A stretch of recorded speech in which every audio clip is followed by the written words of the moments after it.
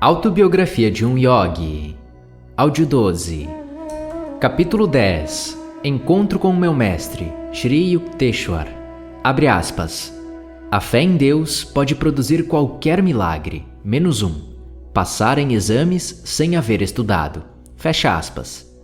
Com desagrado, fechei o livro inspirador que escolhera para ler num momento de ócio. A exceção mencionada pelo autor revela sua completa falta de fé. Eu pensei, pobre sujeito, que grande respeito demonstra pela lâmpada do estudante acesa pela noite adentro. Minha promessa a papai fora a de que eu terminaria meus estudos secundários. Não pretendo passar por aluno aplicado. Transcorriam os meses e me encontrava com maior frequência, não na sala de aula, mas em lugares de retiro, ao longo dos ghats, de banho em Calcutá. O yogi sente grande atração pelos terrenos vizinhos, usados para a incineração de cadáveres e especialmente repulsivos à noite. Quem busca a essência imortal não pode desmaiar à vista de alguns crânios desencarnados. A insuficiência humana torna-se manifesta ante o melancólico espetáculo de um ossário. Eram, pois, de natureza diferente as vigílias dos estudiosos acadêmicos e as minhas, à meia-noite. A semana de exames finais na escola secundária hindu aproximava-se com rapidez. Este período de interrogatórios, como assombrações sepulcrais, inspira um terror bem conhecido. A minha mente, porém, continuava em paz. Desafiando os espectros, eu tratava de exumar uma ciência que não se encontra nos salões de conferências. Faltava-me, contudo, a arte de Swami Pranabananda, que facilmente aparecia em 2 lugares ao mesmo tempo. Meu raciocínio, embora a muitos pareça ilógico, era o de que a inteligência divina perceberia meu dilema e me livraria de complicações. A irracionalidade do devoto brota de milhares de demonstrações inexplicáveis do auxílio de Deus, quando em dificuldade. Olá, Mukunda! Mal o consigo ver nesses dias. Um colega abordou-me, numa tarde, em Gurpa Road. Olá, Nanto! A minha invisibilidade na escola parece ter me colocado numa situação decididamente difícil. Eu desabafei sob o seu olhar amigo. Nanto, um aluno brilhante, riu-se cordialmente. A minha afirmação não deixava de ter seu aspecto cômico. Você está completamente despreparado para os exames, disse ele. Suponho que me cabe ajudá-lo. Estas simples palavras transmitiram uma divina promessa aos meus ouvidos. Com vivacidade, visitei o lar de meu amigo. Bondosamente, Nanto esboçou a solução para vários problemas que, supunha ele, seriam apresentados pelos professores. Estas questões constituem a isca que prenderá na armadilha dos exames muitos alunos confiantes. Lembre-se das respostas e escapará airosamente. A noite havia avançado muito quando parti. Estalando de erudição imatura, rezei fervorosamente para que ela permanecesse comigo durante a crise dos próximos dias. Nanto me preparara em várias matérias, mas esquecera, sob a pressão do tempo, meu estudo de sânscrito. Ardorosamente lembrei a Deus este descuido. Saí para uma caminhada na manhã seguinte, repassando meus novos conhecimentos ao ritmo dançante de meus passos.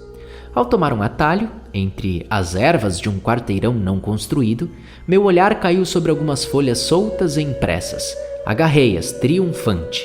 Na minha mão estavam versos sânscritos. Procurei um erudito para ajudar este inseguro intérprete.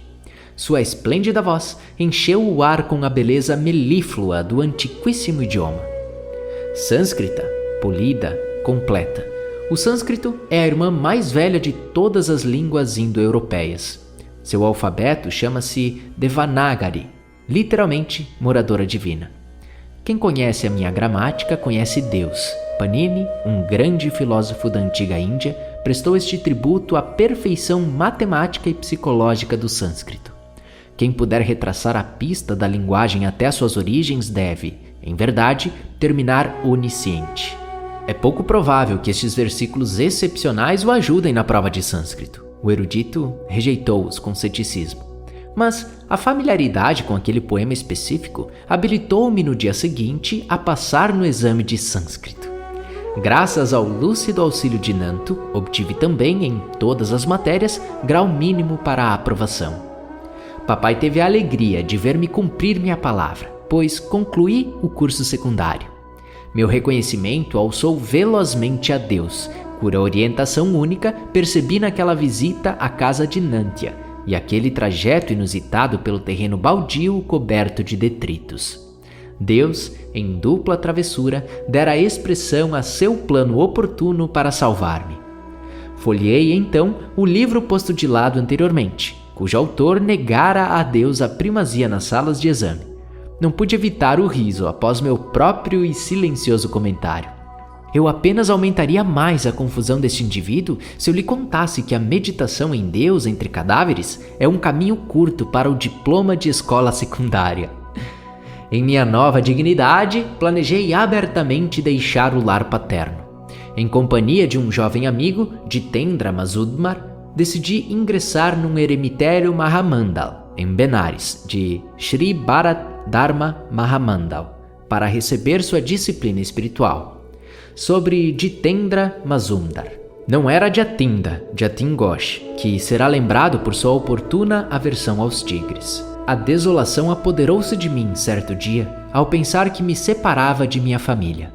Desde a morte de mamãe, crescera em mim uma grande ternura por meus 2 irmãos menores, Sananda e Bishnu, e por minha irmã mais nova, Tamu. Corri para meu retiro, o pequeno sótão que testemunhara tantas cenas de meu turbulento sadhana. Sobre sadhana. Sadhana é a senda preliminar para Deus. Depois de quase 2 horas de pranto, senti-me singularmente transformado, como se tivesse feito uso de um detergente alquímico. Todo o apego desaparecera. Sobre apego. As escrituras hindus ensinam que o apego à família constitui uma ilusão se impede o devoto de procurar aquele que nos concede todos os dons, inclusive o dom de amar os parentes, para não mencionar da própria vida. Jesus também ensinou: quem ama pai ou mãe mais do que a mim, não é digno de mim. A minha resolução de procurar Deus, o amigo dos amigos, tornou-se inflexível como o diamante. Faço um último apego. Meu pai mostrava-se consternado quando me apresentei a ele para receber sua bênção. Não me abandone, nem a seus aflitos irmãos e irmãs. Pai venerado, como posso exprimir-lhe todo o meu amor? Maior, porém, é o meu amor pelo Pai Celestial, que me fez presente de um Pai perfeito na terra. Permita-me ir para voltar um dia com mais compreensão divina. Com o relutante consentimento paterno, saí para me encontrar com Jitendra, já em Benares, no eremitério. À minha chegada, o jovem chefe, Swami Dayananda, cumprimentou-me cordialmente. Alto e magro, de aspecto pensativo, ele me impressionou de modo favorável. Sua bela face tinha a serenidade de um Buda. Foi agradável encontrar, na minha nova residência, um sótão onde eu dava um jeito de passar as madrugadas e as manhãs. Os membros do ashram, conhecendo pouco de práticas meditativas, pensavam que eu deveria empregar meu tempo inteiro em tarefas de organização. Elogiaram-me por meu trabalho, às tardes, no escritório. Não procure capturar Deus tão depressa. Esta zombaria de um residente do eremitério acompanhou uma de minhas partidas matinais para o sótão. Dirigi-me a Dayananda, ocupado em seu pequeno santuário com vista para o Ganges. Swamiji, eu não entendo o que se exige de mim aqui. Sobre Swamiji. Ji é sufixo habitual de respeito, usado especialmente em contatos pessoais. Assim, Swamiji, Guruji. Swamiji, eu não entendo o que se exige de mim aqui. Eu busco a percepção direta de Deus. Sem ele, eu não posso me satisfazer com filiação a um grupo ou execução de boas obras. O eclesiástico de túnica alaranjada deu-me uma palmadinha afetuosa.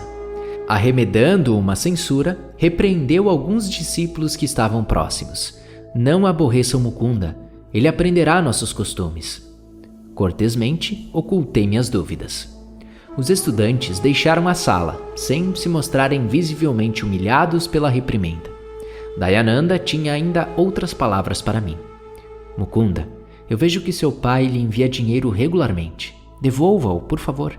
Você não necessita dele aqui. Uma segunda regra para sua disciplina refere-se à comida. Mesmo que sinta fome, não o diga. Se a privação de alimento cintilava em meus olhos, não o sei. Que eu estava com fome, sei-o perfeitamente. A primeira refeição no eremitério ocorria invariavelmente ao meio-dia.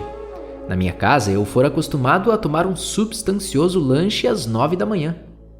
As 3 horas de intervalo tornavam-se diariamente mais intermináveis. Passado era o tempo em que, em Calcutá, eu podia repreender a cozinheira por um atraso de 10 minutos. Agora, eu tentava controlar meu apetite. Completei um jejum de 24 horas. Com um deleite redobrado, aguardei o meio-dia seguinte. O trem de Dayanandadi está atrasado. Não comeremos antes de sua chegada. Jitendra trouxe-me estas notícias desoladoras.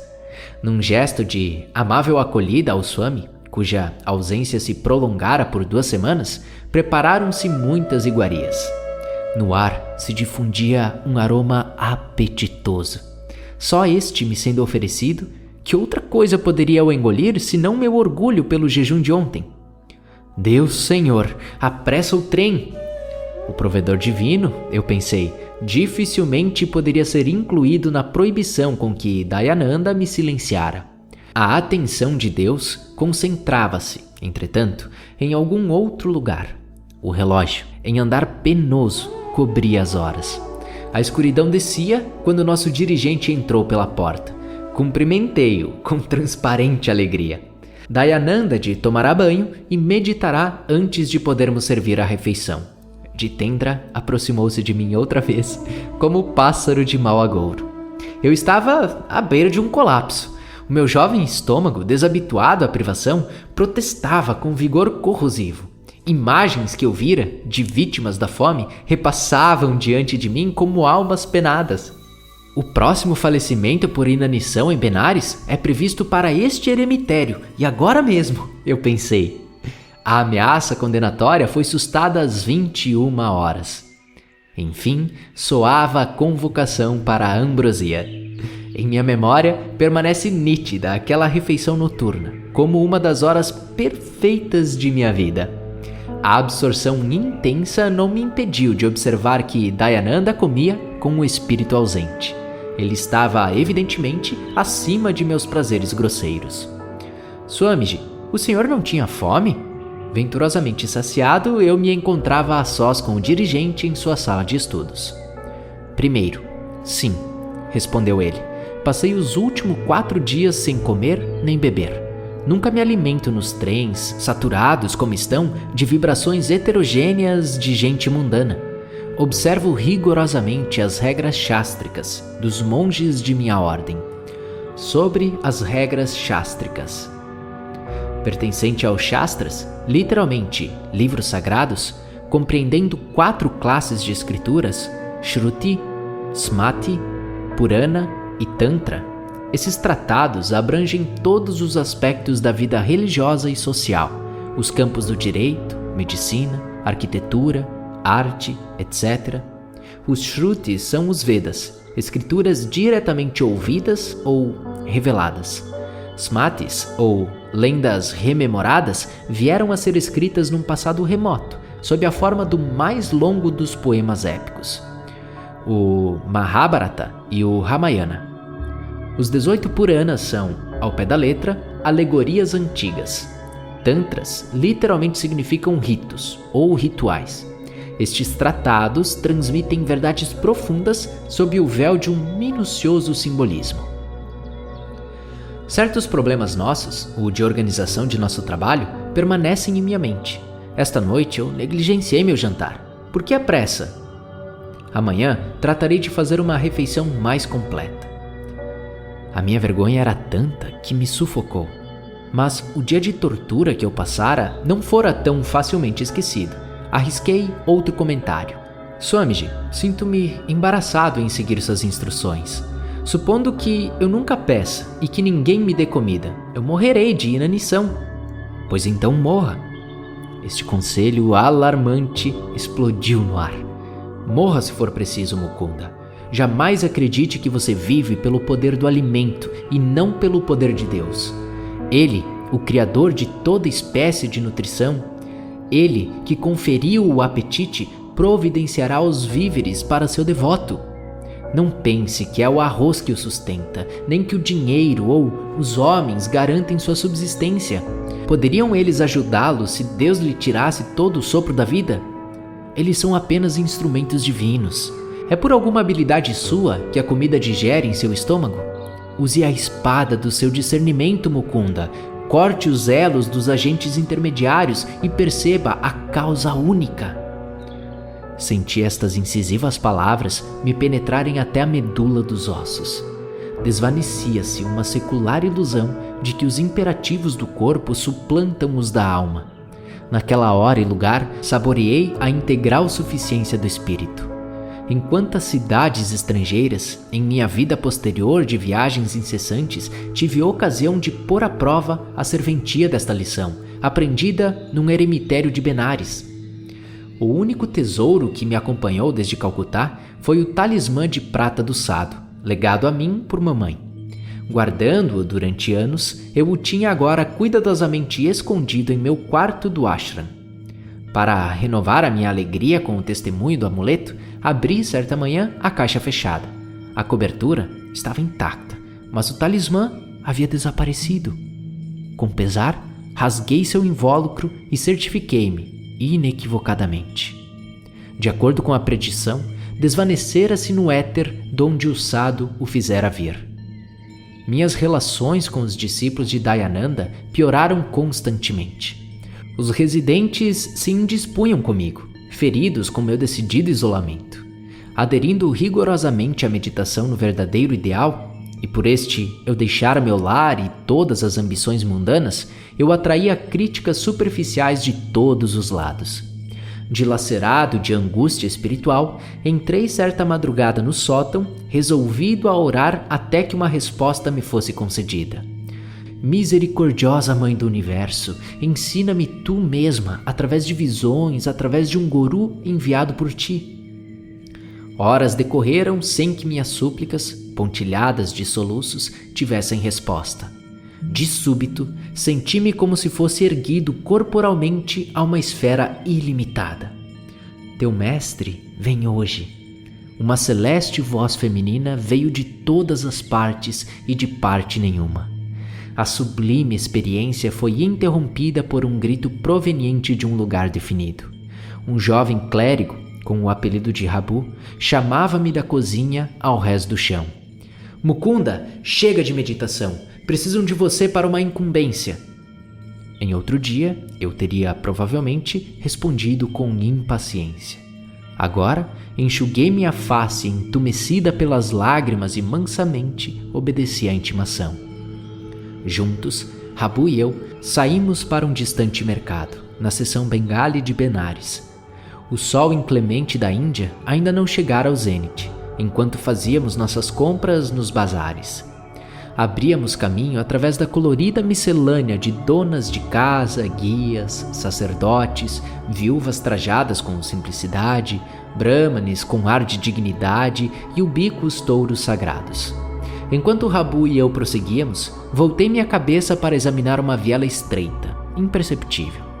Um homem, de aspecto crístico, em suas roupas ocres de swami, permanecia imóvel no fim da viela. Pareceu-me instantaneamente, e há muito tempo, familiar. Por um momento, o meu olhar ávido demorou-se nele. Em seguida, uma dúvida me assaltou. Você está confundindo este monge errante com alguém conhecido, eu pensei. Sonhador, continue seu caminho. 10 minutos depois, senti em meus pés uma dormência pesada, como se tivessem virado pedra. Eram incapazes de me levar adiante. Laboriosamente, dei meia volta. Meus pés reconquistaram a normalidade. Voltei-me na direção oposta e, de novo, o curioso peso me reteve. O santo está me atraindo magneticamente. Com esse pensamento, empilhei meus pacotes nos braços de Rabu. Ele estivera observando com as sombras minhas caminhadas erráticas e agora estourava de riso. O que tem com você? Ficou louco? Um tumulto de emoções impedia-me qualquer réplica. Em corrida veloz, afastei-me silenciosamente. Voltando atrás em meus passos como se estivesse calçado com asas, atingi a estreita viela. Meu rápido olhar descobriu a tranquila figura que me olhava firmemente em minha direção. Alguns passos ansiosos e eu estava a seus pés. Gurudeva! Gurudeva significa mestre divino, termo sânscrito que designa especificamente o preceptor espiritual do devoto. Em inglês, traduziu simplesmente por master ou mestre. Gurudeva, sua face divina, era a mesma que eu vira em milhares de visões.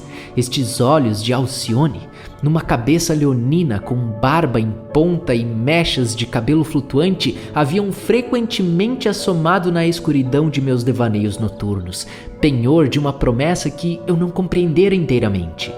Você que é meu, você veio a mim. Meu guru pronunciou estas palavras repetidas vezes em Bengali, com a voz trêmula de júbilo. Há quantos anos esperei por você! E nós nos sumimos em silenciosa unificação.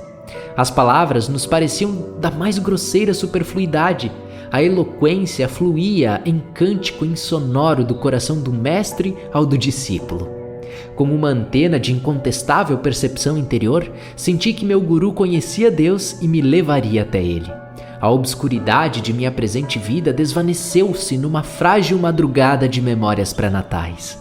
O tempo é um drama cujos 3 atos, passado, presente e futuro, são cíclicos, recorrentes. Este não era o primeiro sol que me surpreenderia prostrado ante aqueles santos pés. Com minha mão na sua, meu guru conduziu-me à sua residência temporária, na seção ao Rana Mahal da cidade. A sua figura atlética se movia com passo firme, alto, ereto. Naquela época, com 55 anos, era ativo e vigoroso como um jovem. Seus olhos escuros eram grandes, belos, de sabedoria insondável. O cabelo, levemente ondulado, suavizava uma face de absoluto poderio.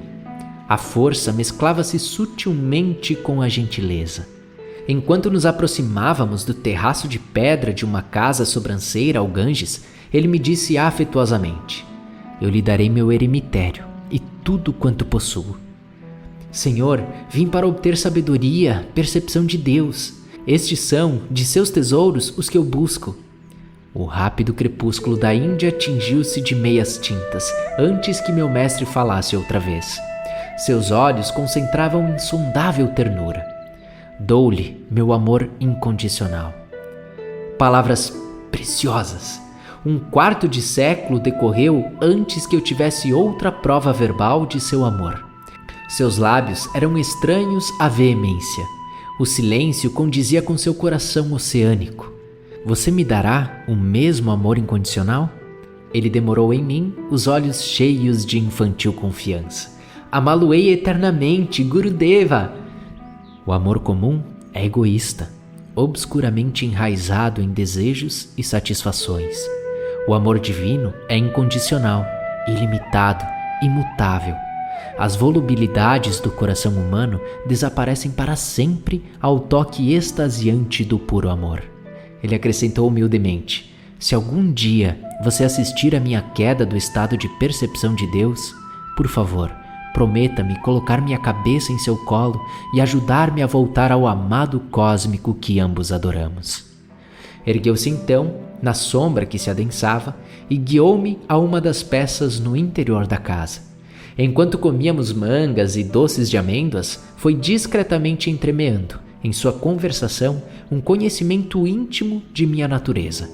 Eu me sentia maravilhado com a grandeza de sua sabedoria e seu delicado matiz de inata humildade. Não se aflija por seu amuleto, ele serviu a seu propósito. Como um espelho divino, o meu guru captara claramente o reflexo da minha vida inteira. A realidade palpitante de sua presença, mestre, é uma alegria que transcende qualquer símbolo. É tempo de mudança, visto que se acha descontente em seu eremitério. Eu não fizera quaisquer referências à minha vida. Elas, agora, pareciam supérfluas. Entendi por seu comportamento natural, destituído de ênfase, que ele não queria manifestações de assombro por sua clarividência. Você deveria voltar a Calcutá. Por que excluir os parentes de seu amor à humanidade? Sua sugestão me consternou. Minha família andava predizendo meu regresso, apesar de eu não ter respondido a numerosas súplicas feitas por carta. Abre aspas. Deixem o filhote de pássaro voar nos céus metafísicos, comentara Ananta. Abre aspas. Suas asas se fatigarão na atmosfera densa, ainda o veremos, em voo descendente em direção ao lar, fechar o leque das asas e humildemente pousar no ninho da família. Fecha aspas. Com esta desalentadora imagem bem viva na minha mente, eu estava resolvido a não executar qualquer parafuso em Calcutá. Senhor, eu não voltarei ao lar. Segui-lo-ei, porém, a qualquer parte. Por favor, dê-me seu nome e endereço. Swami Shri Yukteswar Giri. Meu eremitério principal está em Serampore, na rua de Raigat. Estou aqui apenas durante alguns dias em visita à minha mãe. Maravilhei-me do intrincado jogo de Deus com seus devotos. Serampore dista somente 20 quilômetros de Calcutá, e naquelas regiões, entretanto, eu nunca percebera um vislumbre do meu guru. Para que nosso encontro se desse, tivéramos de viajar à antiga cidade de Kazi, Benares, santificadas pelas recordações de Lahiri Mahashaya. Também os pés de Buda, Shankaracharya e muitos outros cristos e yogis haviam abençoado aquele solo. Sobre Shankaracharya. Shankara, o maior filósofo da Índia, foi discípulo de Govinda Jati e do guru deste último, Gandhapada. Shankara escreveu um famoso comentário ao tratado Mandukya Karika, de autoria de Gandhipada. Usando de lógica irretorquível, num estilo de graça e encanto, Shankara interpretou os Vedas com espírito rigorosamente Advaita, não dualista, monista. O grande monista também compôs poemas de amor devocional. A sua prece à Mãe Divina para o perdão dos pecados leva ao estribilho. Abre aspas. Apesar de os maus filhos serem muitos, nunca houve uma só mãe que fosse má. Fecha aspas. Sanandana, discípulo de Shankara, escreveu um comentário sobre os Brahma Sutras, a filosofia Vedanta. O manuscrito foi destruído pelo fogo, mas Shankara, que o percorrera com um olhar rápido uma única vez, repetiu-o, palavra por palavra, para seu discípulo. O texto, conhecido como Panchapadika, é estudado por eruditos até hoje. O discípulo Sandandana recebeu um novo nome, depois do lindo incidente. Sentado certo dia, à margem de um rio, ouviu que Shankara o chamava da margem oposta. No mesmo instante, Sanandana entrou na água. Sua fé e seus pés foram simultaneamente amparados quando Shankara materializou, no rio entorvelindo, uma série de flores de lótus. Desde então, o discípulo tornou-se conhecido como Padmapada, pés de lótus. Padmapada oferece muitos tributos de amor a seu guru. O próprio Shankara escreveu as seguintes linhas de beleza. Abre aspas. Nenhuma comparação existe nos três mundos adequada a um verdadeiro guru. Se a pedra filosofal pudesse verdadeiramente ser o que se pretendeu, apenas poderia transformar o ferro em ouro. Nunca se transformar em outra pedra incomparável, isso é, transcendental. Shankara foi uma rara combinação de santo, erudito e homem de ação. Apesar de ter vivido apenas 32 anos, muito de seu tempo foi despendido em viagens árduas a todos os recantos da Índia, propagando a sua doutrina Advaita. Milhares de pessoas reuniram-se ansiosas de ouvir o confortador fluxo de sabedoria dos lábios do jovem monge descalço. O zelo reformador de Shankara incluiu a reorganização da venerada Ordem Monástica dos Swamis e também fundou o MAFIS, o Centro Educacional Monástico, em 4 localidades: Mysore, ao sul, Puri, ao leste, Dwaraka, ao oeste e Badrinath, ao norte malaico. Os 4 mafis do grande monista, recebendo doações liberais de príncipes e gente do povo, davam instrução gratuita em gramática sânscrita, lógica e filosofia Vedanta. O objetivo de Shankara, ao localizar seus mafis nos 4 cantos da Índia, foi a promoção de unidade religiosa e nacional pelo vasto país. Hoje, como no passado, o hindu piedoso encontra quarto e mesa, de graça, em choutris e satrarans, pousadas ao longo das estradas de peregrinação, mantidas por benfeitores públicos. Guardei obstinado silêncio. Rápido, meu guru percebeu minha dificuldade. Pensa que seus parentes se rirão de você? Não voltarei. Voltará dentro de 30 dias. Nunca! Sem aliviar a tensão desta controvérsia, inclinei-me reverentemente a seus pés e parti. Caminhando na escuridão da meia-noite, de volta ao eremitério, admirei-me de que o encontro miraculoso houvesse terminado com uma nota desarmônica. Os 2 pratos da balança de Maia, que equilibram toda a alegria, com uma dor. Meu jovem coração não era ainda maleável sob os dedos transformadores de meu guru. Na manhã seguinte, notei hostilidade crescente na atitude dos membros do eremitério. Cravavam de pregos os meus dias com invariável rudeza. 3 semanas decorreram. Dayananda, então, partiu do ashram para assistir uma conferência em Bombay. O inferno desabou sob minha desventurada cabeça. Mukunda é um parasita, aceitando a hospitalidade do eremitério sem retribuir adequadamente. Ouvindo esse comentário, lamentei pela primeira vez haver obedecido à solicitação de devolver meu dinheiro a papai. Com o coração oprimido, procurei meu amigo Jitendra. Vou-me embora. Por favor, transmita minhas escusas respeitosas e Dayanandaji, quando ele voltar. Partirei também. As minhas tentativas para meditar aqui não foram mais felizes que as suas. Jitendra expressou-se com determinação. Eu encontrei um sábio, semelhante a Cristo. Vamos visitá-lo em Serampore. E assim, o pássaro preparou-se para a descida vertiginosa, perigosamente perto de Calcutá. Continua no próximo áudio.